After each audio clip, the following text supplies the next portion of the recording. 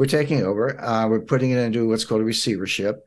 Anyone with $250,000 or less, your deposits are fully insured. No worries. You'll have your money Monday morning. And over $250,000, your deposits are gone.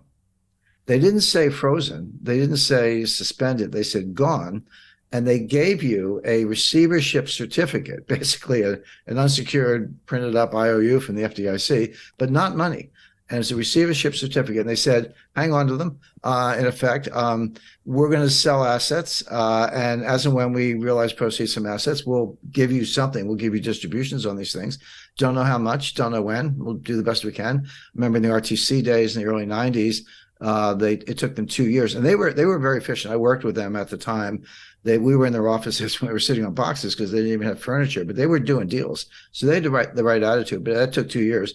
So, and that was it. Well, that's when I call the billionaire crybabies came out in force. Bill Ackman, all these guys. Oh, you got to save us. I was like, well, you got to trade on Bill. $5 billion is not enough. But anyway, they pounded on the White House all weekend. Now here's something that very few people say. Almost nobody knew at the time, except the management, although they seem to be asleep at the switch. Everyone's like, yeah, startups, venture capital. There's a lot of truth to that. 97% of the deposits of Silicon Valley Bank were uninsured. And by the way, that's my new metric for assessing banks. You used to look at, working capital and debt equity ratios and, bad assets, governments. There are lots of ways to measure the health of a bank. But the most relevant way right now is, and this is publicly available, take the ratio of uninsured deposits to total deposits. 30% is comfortable. If you're like, 70% of my deposits are insured, which means they're not panicky. They're not necessarily going to run for the hills. 30%, okay, uninsured, but I have assets. I have that much cash or more. That's a comfortable ratio. When you get over 50, you're in the danger zone. Well, Silicon Valley Bank was 97% uninsured, which meant all the money was going to run, and it did. So that's a way, if you're looking at these big banks or any institution or your own savings institution, to look at it. But Silicon Valley Bank was a climate bank. Were they investing in startups? Yes. Were they investing in technology? Yes. But these were climate. These were green new scam startups looking at battery technology, chemistry, physics, to try to make a better battery. But not much improvement in the battery in 200 years, but they're working on it. Wind turbines, other sustainable fuel alternatives, et cetera. Again, I'm not do that if you like, if that's your field of research, but so much is subsidized by the government and then further subsidized by Silicon Valley Bank. And that's where the assets were. That's where the loans were, by and large. And so the White House is getting hammered, not only because of entrepreneurs, job losses, and by the way, we are in an election cycle here in the United States, but from the greenies who are extremely powerful. So that was Friday night. So Saturday, everyone's crying to the White House. Sunday night at 6 o'clock. By the way, mark that on your calendar. Sunday, 6 p.m. is when they tell you what they're going to do. 6 p.m. Sunday, November 12th, they came out on, March 12th, they came out on Silicon Valley Bank. The following week, 19th, that was Credit Suisse. And then the week after that was something else. But they always announce the collapse on Friday and they announce the relief on Sunday. So they have the weekend to work on it.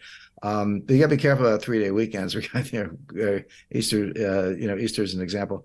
But so on 6 o'clock on Sunday, March 12th, 48 hours after the FDIC announcement, the government said, "Just kidding. The deposits are fine." They did a complete 180 under pressure from the Fed, the White House, et cetera. Even though FDIC did the right thing, legally, they said all the deposits are good, all of them, including my friend's $8 billion and somebody else's $3 billion, et cetera.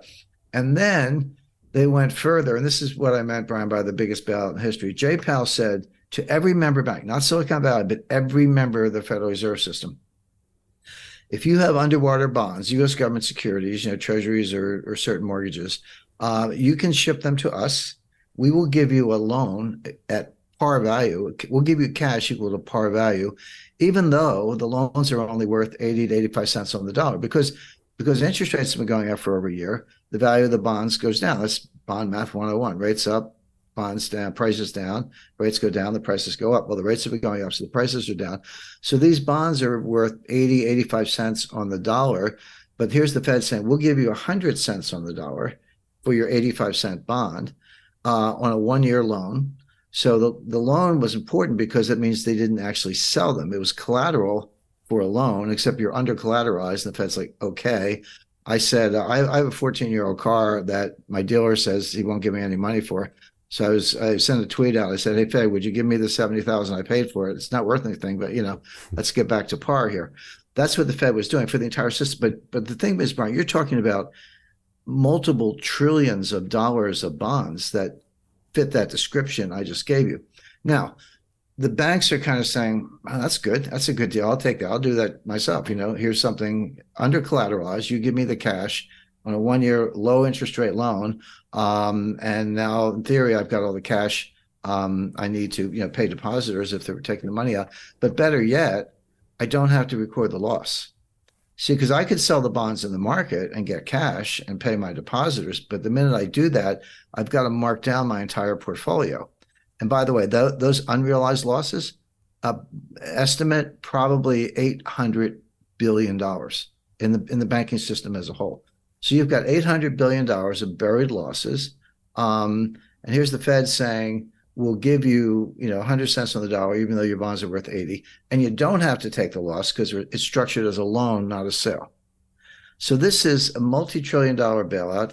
It's legal in the barest sense, but it's an accounting game. It's a bailout game of unprecedented magnitude. And by the way, we'll get, a year from now, March 2024, they'll extend the loan. I mean, right. It's only 1 year. Yeah, exactly. Right. You're not going to be able to repay this. Who says interest rates are coming down? We'll see, but they're not going to, they're just extended. So, but this goes back to my earlier point. What else you got in your bag of tricks? I mean, you just guaranteed every deposit in the system de facto. You just guaranteed par value for, trillions of dollars of government securities that are underwater. You just told everybody they don't have to record any losses.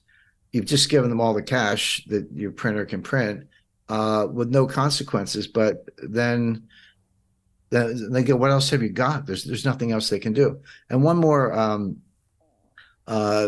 twist on this. Remember what the Fed's been doing for the past 14 months. They've been raising interest rates. Yeah, we know that. But they've also been reducing their balance sheet. I run to people all the time. They bang the table. Hey, the Fed's got to stop printing money. They're printing too much money. They've been burning money. They've been reducing the base money supply for over a year, about a year and a half. Well, now, okay, so the base money supply is coming down. Rates are coming up. But what does it mean if $1 trillion worth of bonds show up and the banks delivering the bonds say, give us the cash? Where does the cash come from? The Fed prints it. So now you're going to expand base money by perhaps $1 trillion or more at a time when you've been pretending to reduce base money. So this completely blows up their monetary tightening.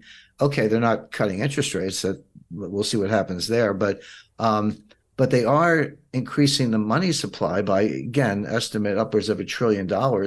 So what happened to your inflation fighting? What happened to your monetary tightening? And they just want to pretend. I mean, you do have to be expert to understand all these mechanics, but they're not that hard to explain. I mean, you can just say it in plain English, which is what we're doing.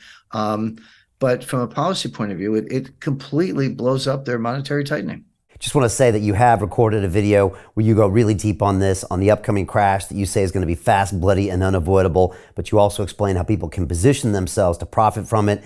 Again, people can watch that video at londonreal.tv/Jim. I highly recommend everyone watch that video. It won't be available on socials. Hey, it's Brian Rose, founder of the DeFi Academy. I've told you my 4-week crypto bootcamp is amazing, but don't take my word for it. This is what my students are saying. The DeFi Academy was an amazing experience for me. It took me totally out of my comfort zone. In this course, I was challenged, I was held accountable, and pushed to do things that honestly weren't always easy. It's been phenomenal, and I can't believe we're already up on our 4 weeks. It has flown by. Going through this DeFi accelerator by far was one of the best courses I've taken. You do this course, you really get into the nitty-gritty of the activities that will make you comfortable with decentralized finance.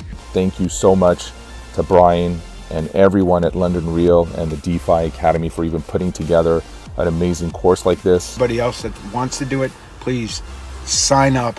It is well worth the money.